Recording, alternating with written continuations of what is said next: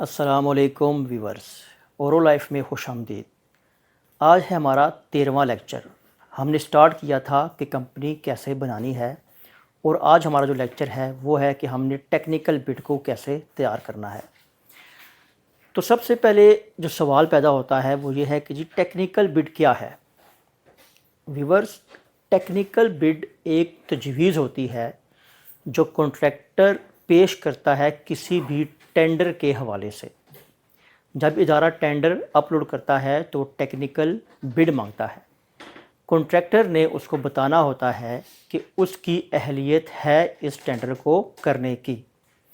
वो अपना तजर्बा बताता है, प्रोडक्ट्स जो आइटम वो देगा उसकी खसूसियात बताएगा, उसका तजर्बा कितना है, उसके पास माली वसाइल कितने हैं, उसके पास टेक्निकल और मैनेजरियल स्टाफ कितना है। इस तरह की तमाम तजावीज़ वो टेक्निकल बिड के अंदर पेश करता है, जिससे उसका मकसद इदारे को ये बताना होता है कि वो ये प्रोजेक्ट सक्सेसफुली कर सकता है।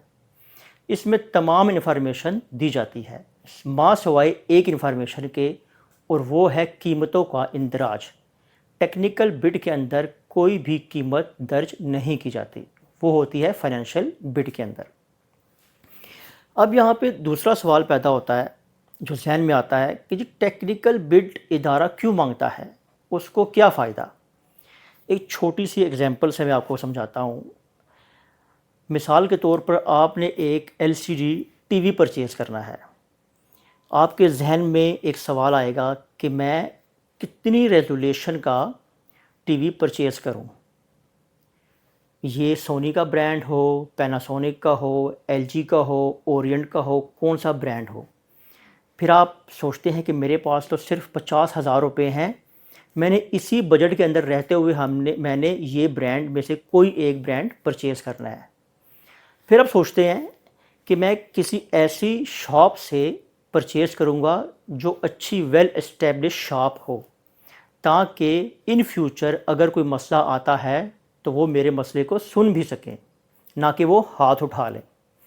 अब सवाल ये पैदा होता है आपके जहन में कि मैं ऐसे सप्लायर से या ऐसी दुकान से एलसीडी टीवी परचेज़ करूँगा जिसके पास रिपेयर मेंटेनेंस का स्टाफ भी हो, ताकि अगर महीने बाद, 2 महीने बाद, साल बाद मेरी एलसीडी ख़राब होती है तो मैं उसको रिपेयर भी करवा सकूँ। फिर आप सोचते हैं कि क्यों ना ऐसी एलसीडी परचेज़ करूँ कि जो कंपनी मुझे 1 साल की फ्री रिप्लेसमेंट गारंटी भी दे। फिर आप कहते हैं कि हाँ ये तो हो गया, लेकिन मुझे एक चीज़ और सोचनी पड़ेगी कि मैं ऐसे शॉप से या ऐसे इदारे से मैं अपनी एलसीडी परचेज़ करूँगा जो माली तौर पर मुस्तहकम हो, जिसको मैं एडवांस दूँ तो वो 1 दिन या 2 दिन के बाद मुझे एलसीडी दे दे।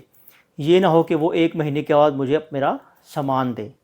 और फिर आप कहते हैं कि कोई ऐसा सप्लायर हो जो ओरिजिनल चीज़ दे, कोई चाइना मेड, कोई ऐसी 2 नंबर चीज़ मुझे ना दे दे।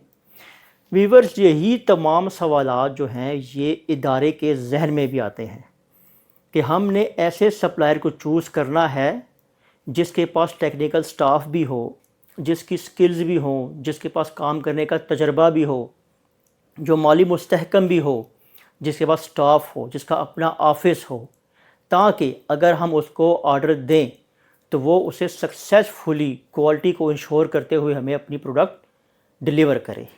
तो ये है फ़ायदा टेक्निकल बिड का। अब तीसरा सवाल आपके जहन में आएगा कि टेक्निकल बिड कैसे तैयार करें। इसीलिए आज हम यहाँ बैठे हैं कि हम आपको बताएंगे टेक्निकल बिड हमने कैसे तैयार करनी है। जितने भी व्यूअर्स टेंडर अपलोड होते हैं तमाम के तमाम टेक्निकल स्पेसिफिकेशंस मांगते हैं। अब करना क्या है, हमने हर टेंडर के लिए तो टेक्निकल बिड अलग से बना नहीं सकते। आज हम बनाएंगे एक मास्टर कॉपी। मास्टर कॉपी के अंदर हम तमाम वो टेक्निकल चीज़ें लिखेंगे जो मल्टीपल टेंडर्स के अंदर हमसे पूछी जाती हैं, जो कि 22 से 23 या 30 तक आइटम्स बनती हैं। अब लाजमी नहीं है कि हर इदारा आपसे सारी की सारी चीज़ें ही मांगता है। हो सकता है कोई इदारा आपसे 5 या 10 डॉक्यूमेंट्स मांग ले, कोई इदारा आपसे 2 मांग ले, कोई आपसे 3 मांग ले, लेकिन हमारे पास सारा डाटा, हमारे पास सारा रिकॉर्ड एक मास्टर कॉपी के अंदर मौजूद होना चाहिए, जो कि हम जस्ट कॉपी पेस्ट करें, थोड़ी सी अल्ट्रेशन, थोड़ी सी एडिटिंग करके हम उसको सबमिट करवा दें। तो पहले मैं आपको बताऊंगा कि टेक्निकल बिट के कितने पार्ट्स हैं, फिर उसके बाद वन बाय वन उनको हम बनाएंगे और फिर उसके बाद उनको हम कंपाइल करेंगे एक जगह पर। तो आइए चलते हैं स्क्रीन के ऊपर।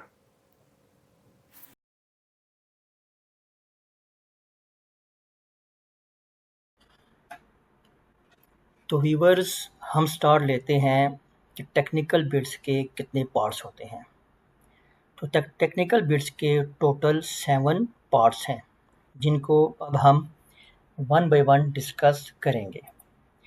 सबसे पहला जो पार्ट है वो है लीगल रजिस्ट्रेशंस का। सेकंड पे आता है जी कंप्लायंस डॉक्यूमेंट्स। तीसरे नंबर पे फाइनेंशियल स्टैंडिंग। चौथा कॉस्ट परफॉर्मेंस। पांचवा टेक्निकल कैपेबिलिटीज़। छठा टेक्निकल स्पेसिफिकेशंस। और सबसे आखिरी बिट स्पेसिफिक डॉक्यूमेंट्स। अभी व्यूअर्स, हम इन 7 पार्ट्स के वन बाय वन जो सेगमेंट्स हैं उनको डिस्कस करेंगे और कौन कौन से डॉक्यूमेंट्स उनके अंदर हमने अटैच करने होते हैं उसके ऊपर बात करेंगे। तो सबसे पहला है जी लीगल रजिस्ट्रेशंस का। व्यूअर्स, लीगल रजिस्ट्रेशंस के अंदर इदारा आपसे कंपनी रजिस्ट्रेशन के डॉक्यूमेंट्स मांगता है। जैसा कि अगर आपकी company security and exchange commission of Pakistan के साथ रजिस्टर्ड है, प्राइवेट लिमिटेड कंपनी है, तो आप SECP का यहाँ पर सर्टिफिकेट अटैच करेंगे। अगर आप पार्टनरशिप कंपनी है, 2 या 2 से ज़्यादा पार्टनर्स हैं, तो यहाँ पर आप अपना पार्टनरशिप डीड का सर्टिफिकेट लगाएंगे। और अगर व्यूअर्स आपकी कंपनी सोल प्रोप्राइटरशिप है, तो ये मैं सर्टिफिकेट आपको एक दिखा रहा हूँ, आप इसको अटैच करेंगे अपने लेटर हेड के ऊपर। इसका मतलब है कि हमें सिर्फ NTN और GST दरकार होती है सोल प्रोप्राइटरशिप कंपनी बनाने के लिए।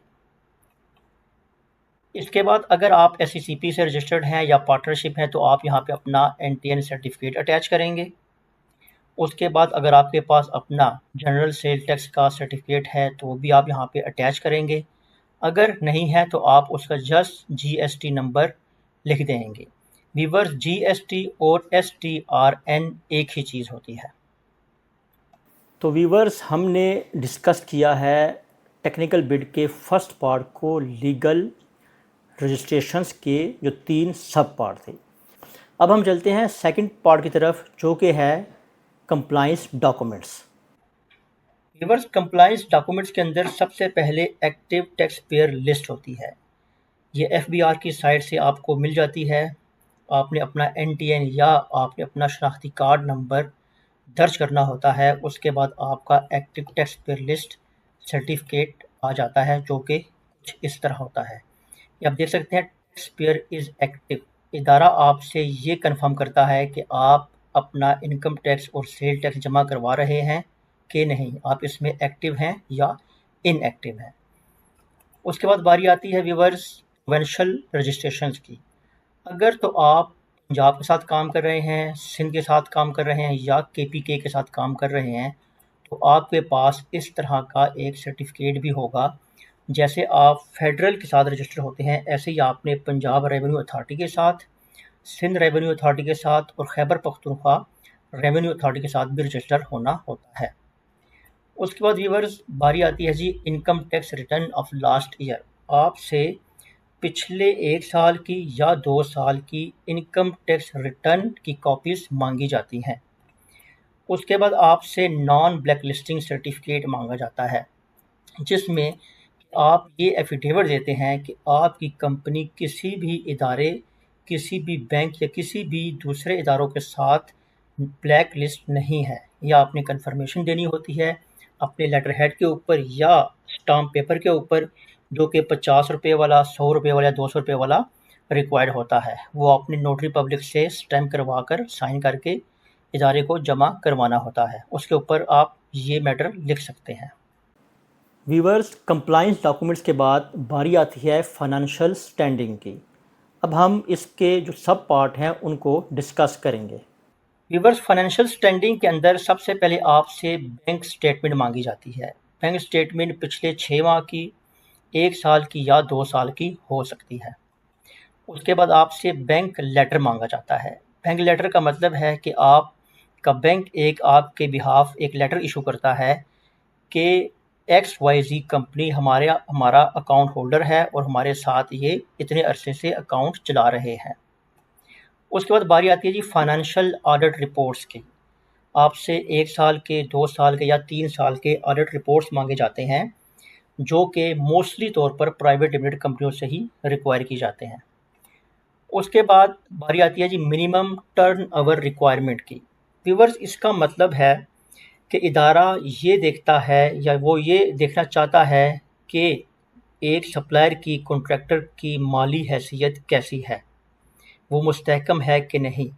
वो आपसे ये पूछेगा कि आपने पिछले 1 साल में कम से कम 50 लाख का या 1 करोड़ का या 1.5 करोड़ का काम किया हो, और ये चीज़ आपकी बैंक स्टेटमेंट जो होती है उसके सबसे लास्ट पे शो हो रही होती है। इसके लिए आपको कोई और डॉक्यूमेंट्स नहीं रिक्वायर्ड होता है, जस्ट आपने अपने लेटर हेड के ऊपर लिखना होता है कि हमारा जो बैंक स्टेटमेंट है वो ये शो कर रहा है कि हमारे पास मिनिमम टर्नओवर इतना हुआ है। आपने देखा कि फाइनेंशियल स्टैंडिंग के अंदर कौन कौन से डॉक्यूमेंट्स रिक्वायर्ड थे। अब हम चलते हैं चौथे पार्ट की तरफ, जो कि है past performance. Viewers, past performance जो कि टेक्निकल बिट का चौथा पार्ट है, उसके अंदर सबसे पहले आपसे रेलिवेंट एक्सपीरियंस पूछा जाता है। अगर आप कंस्ट्रक्शन या रेनोवेशन का टेंडर कर रहे हैं तो आपसे आपका रेलिवेंट एक्सपीरियंस पूछा जाएगा कि आपने इस तरह का काम किया है कि नहीं। आप जस्ट लेटर हेड के ऊपर ये लिख के देते हैं कि हमने इस तरह के पिछले 2 साल या 3 साल में काम किए हैं और इस इदारे के साथ हमने ये काम किया है। उसके बाद आपसे वर्क ऑर्डर या परचेज ऑर्डर्स की कॉपीज़ मांगी जाती हैं, जो आपने पिछले 1 साल में या 2 साल में या 3 साल में जितने भी काम किए होते हैं उनकी फ़ोटो कॉपीज़ आप यहाँ पर अटैच करते हैं।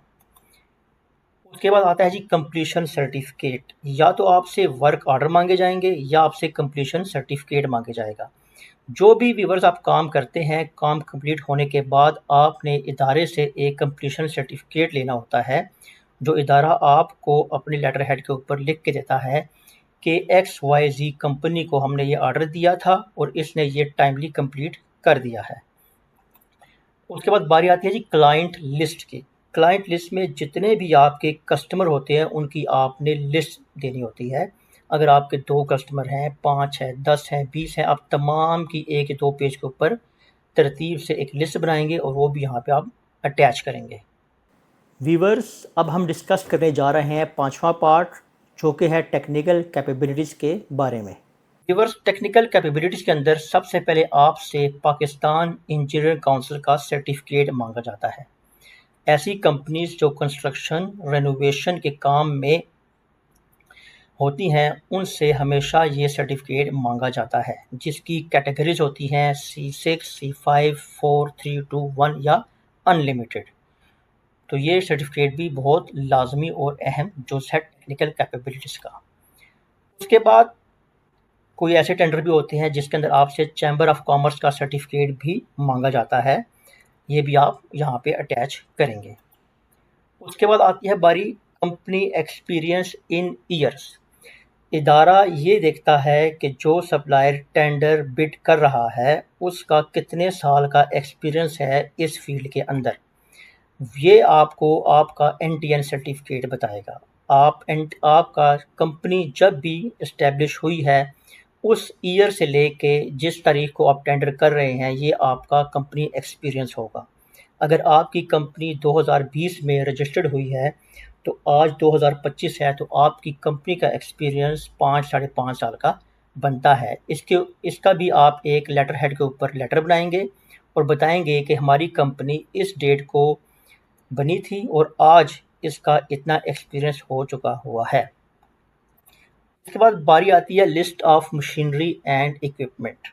आप यहाँ पर जितनी भी आपके पास मशीनरी है, इक्विपमेंट्स हैं, टूल्स हैं, उसकी आप यहाँ पे एक लिस्ट अटैच करेंगे। व्यूअर, जो सप्लाईज के काम होते हैं जनरल सप्लाईज के अंदर, उसके अंदर ऐसी कोई चीज़ नहीं मांगी जाती। वो आपने जस्ट मार्केट से चीज़ को लेना है और आपने आगे आइटम डिलीवर कर देनी है। इसके बाद बारी आती है जी टेक्निकल एंड मैनेजेरियल स्टाफ। तो ये भी वही बात है कि मैन्युफैक्चरिंग या रेनोवेशन या कंस्ट्रक्शन के टेंडर के अंदर ये बहुत अहमियत रखती है। इसके अंदर आपने अपनी तमाम लेबर, टेक्निकल, नॉन टेक्निकल की लिस्ट देनी होती है। आपका मैनेजेरियल स्टाफ, आपका एडमिन स्टाफ, आपका प्रोक्योरमेंट स्टाफ, आपका अकाउंट स्टाफ, आपने तमाम की लिस्ट यहाँ पर प्रोवाइड करनी होती है। उसके बाद बारी आती है जी कंपनी प्रोफाइल के अंदर। आप अपनी कंपनी की प्रोफाइल 1, 2 या 3 पेजेस की बना सकते हैं। जस्ट आप एक ओवरव्यू देते हैं अपनी कंपनी का, उसको भी आप अटैच करेंगे। हमने डिस्कस किए 6 सब पार्ट्स टेक्निकल कैपेबिलिटीज़ के और अब हम चलते हैं टेक्निकल स्पेसिफिकेशंस की तरफ, जो कि नहायत अहम पार्ट होता है टेक्निकल बिड का। टेक्निकल स्पेसिफिकेशंस में सबसे पहले ब्राउशर और कैटलॉग। अगर तो कोई ब्रांडेड चीज़ है और उसके ब्राउशर्स भी अवेलेबल हैं, कैटलॉग भी है, तो आप यहाँ पर उसको अटैच करेंगे। अगर तो ब्राउशर और कैटलॉग नहीं है तो आप उसके रेफरेंस फ़ोटोग्राफ्स यहाँ पे अटैच करेंगे कि हम अपनी जो चीज़ देंगे वो इस तरह की होगी। तो उसके बाद आप उस रेफरेंस फ़ोटोग्राफ्स के नीचे या उसके ऊपर आप कंट्री ऑफ ओरिजिन लिखेंगे। इसका मतलब है कि आप किस कंट्री का सामान देंगे, आया वो पाकिस्तान मेड है, यूएसए मेड है, चाइना मेड है, वो कहाँ का है। उसके बाद उस आइटम का मेक और मॉडल, यानी कि मेक वो किस साल में बनाई गई है और मॉडल उसका मॉडल नंबर क्या है। उसके बाद आती है बारी साइजेस और मेजरमेंट की। अगर तो कोई ऐसी चीज़ है जो आप बनाने जा रहे हैं या आप उनको सप्लाई करने जा रहे हैं तो उसकी तमाम मेजरमेंट्स आपको यहाँ पे मेंशन करनी पड़ती हैं। मिसाल के तौर पे अगर कोई रेनोवेशन का काम है तो आप यहाँ पे लिखेंगे कि अगर फॉल सीलिंग होनी है तो वो कितने स्क्वायर फुट की है, दरवाजे बनने हैं उसके साइजेस क्या हैं, कोई आयरन की ग्रिल बननी है उसके साइजेस क्या हैं, उनकी मेजरमेंट क्या है, उस पाइप की थिकनेस क्या है। यहाँ पे ईच एंड एवरीथिंग आपने यहाँ पे मेंशन करनी होती है। उसके बाद बारी आती है जी मटेरियल डिटेल की। अब उसके अंदर मटेरियल कौन सा यूज़ हुआ है।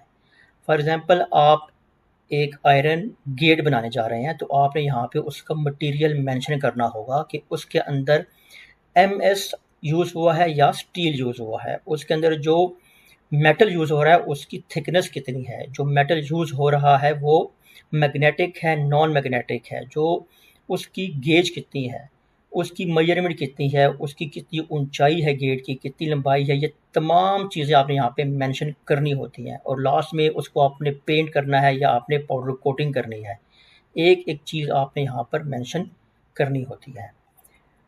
और सबसे बढ़कर ये कुछ इदारे अपने टेंडर डॉक्यूमेंट्स के अंदर अपना ही एक पेज टेक्निकल स्पेसिफिकेशंस का लगा देते हैं। अगर तो वो एज़ इट इज़ है जो आप चीज़ उनको प्रोवाइड कर रहे हैं तो आपने जस्ट उस पेज के ऊपर साइन स्टैम्प करके एक्नॉलेज कर दें या लिख दें कि we compliance with your technical specifications, तो ये भी काफ़ी है। व्यूवर्स, टेक्निकल बिड में हमने टेक्निकल स्पेसिफिकेशंस को बनाने का और उसको बिड के अंदर अटैच करने का तरीका सीख लिया है।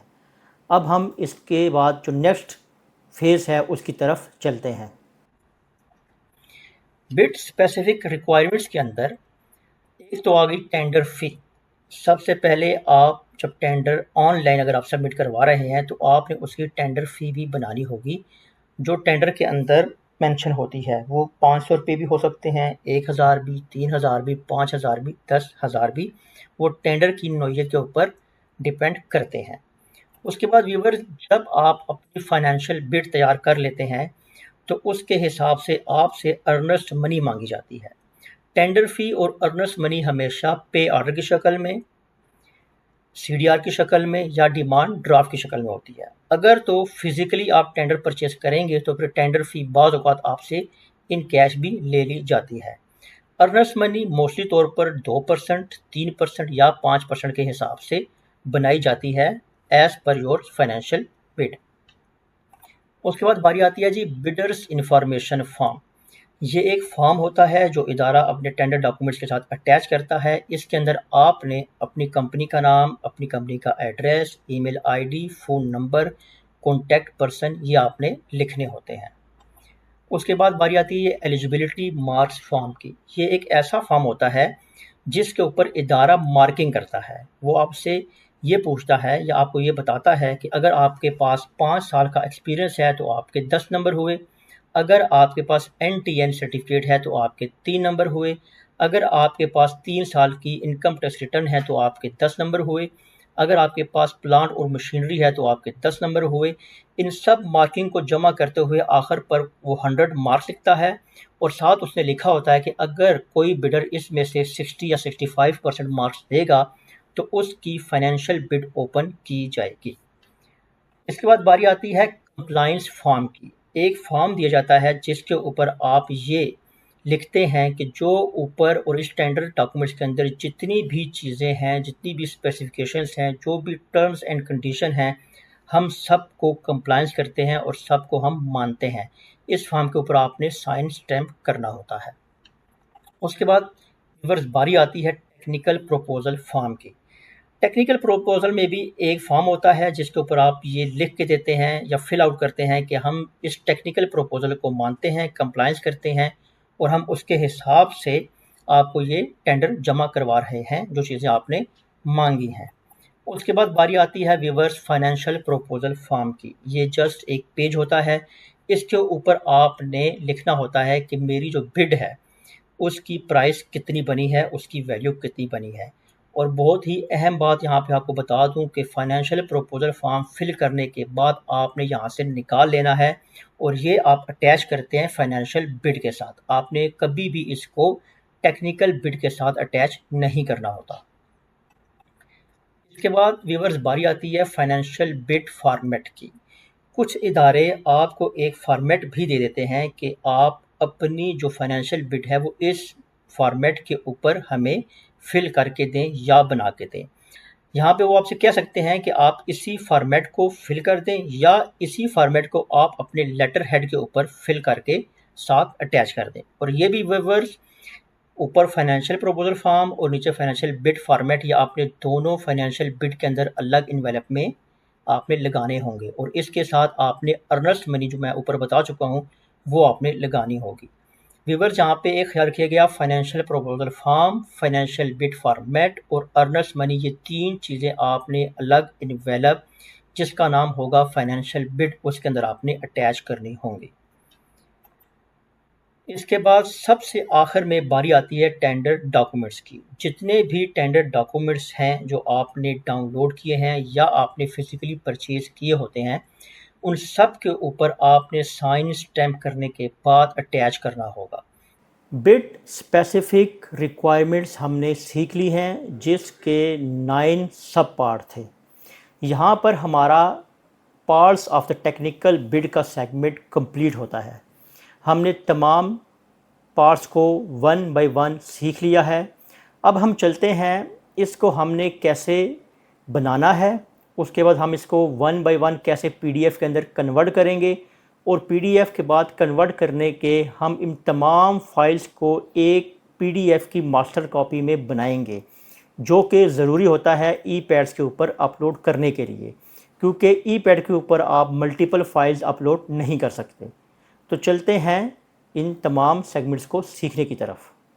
अच्छा, तो व्यूअर्स आप देख सकते हैं 7 parts of the technical bid.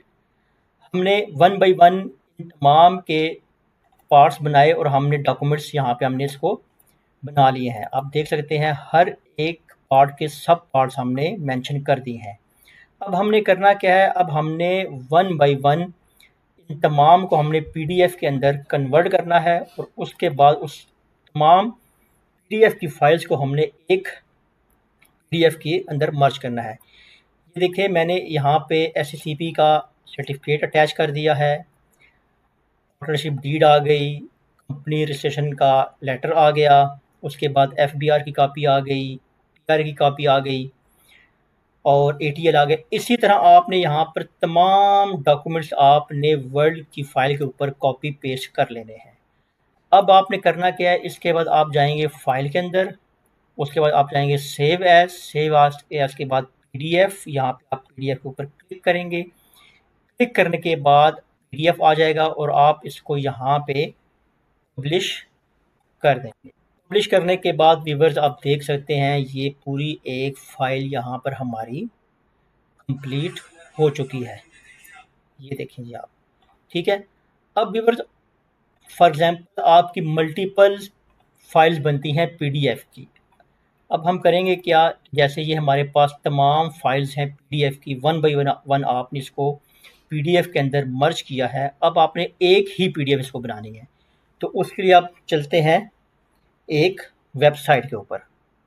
Viewers ये एक वेबसाइट है smallpdf.com। इसको आप गूगल के ऊपर लिखेंगे तो आप यहाँ पे आ जाएंगे। आप जाएंगे टूल्स के अंदर, टूल्स के बाद आप जाएंगे मर्ज पीडीएफ के अंदर। मर्ज पीडीएफ को आपने क्लिक करना है। यहाँ पे आ जाएगा जी टूल्स फाइल्स का टैग। यहाँ पर आप तमाम जो आपकी फाइल्स बनी हैं उसको आप ड्रैग करेंगे। इसको हम करेंगे कंट्रोल ए और यहाँ पे आप कर्सर रख के इसको आप इसके ऊपर ले आएंगे यहाँ पर, और आप यहाँ पे इसको ड्रॉप कर देंगे।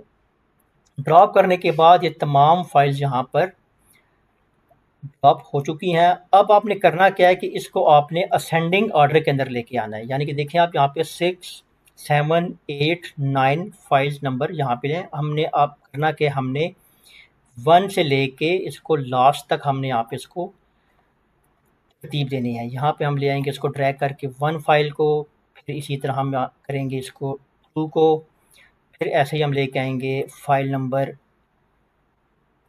3 को। इस तरह हम तमाम फाइल्स को 1 बाई 1 एक सीरीज़ में ले आएंगे। आप देख सकते हैं फाइल नंबर 1 से लेकर फाइल नंबर 14 तक तमाम फाइल्स यहाँ पर एक ही सीरीज़ में आ चुकी हैं। अब हम इसको करेंगे फिनिश के ऊपर क्लिक। क्लिक करने के बाद ये प्रोसेस होगा। प्रोसेस होने के बाद यहाँ पर हम डाउनलोड का एक टैब खुलेगा, इसके ऊपर हमने डाउनलोड के ऊपर क्लिक करना है और ये हमारी फ़ाइल जो है यहाँ पे डाउनलोड हो चुकी है। आप इसको देख सकते हैं, ये तमाम फाइल जो हैं ये पीडीएफ के अंदर बन चुकी हैं, ठीक है। इस तरह हम इसको तमाम फाइल्स को एक ही फाइल के अंदर हम इसको मर्ज कर लेते हैं। तो दोस्तों आज हमने सीखा है टेक्निकल बिट का तारुफ, टेक्निकल बिट की ज़रूरत क्यों पेश आती है, टेक्निकल बिट को हमने कैसे बनाना है, टेक्निकल बिट के कितने पार्ट्स हैं और उनके सब पार्ट्स कितने हैं, हमने उन तमाम फाइल्स को पीडीएफ के अंदर कैसे कन्वर्ट किया और फिर उन तमाम पीडीएफ की फ़ाइल को हमने एक ही पीडीएफ के अंदर कैसे मर्ज किया है। उम्मीद करता हूँ आपने आज टेक्निकल बिट को कम्प्लीटली बनाने का तरीका सीख लिया है। अगर आपका कोई सवाल है, कोई क्यूरी है, कोई मसला है, आप मुझे कमेंट्स में भेज सकते हैं। इंशाअल्लाह मैं आपको भरपूर तरीके से इसका अच्छा सलूशन बताऊंगा। ओरो लाइफ चैनल को लाइक करें, उसको सब्सक्राइब करें, आगे शेयर भी करें, क्योंकि हम कम्युनिटी में बिज़नेस को प्रमोट करने जा रहे हैं। हम चाहते हैं कि लोग बेरोज़गारी को छोड़ के एक अच्छे बिज़नेसमैन बने। फॉलो कीजिए हमें, लाइक कीजिए। अल्लाह हाफ़िज़।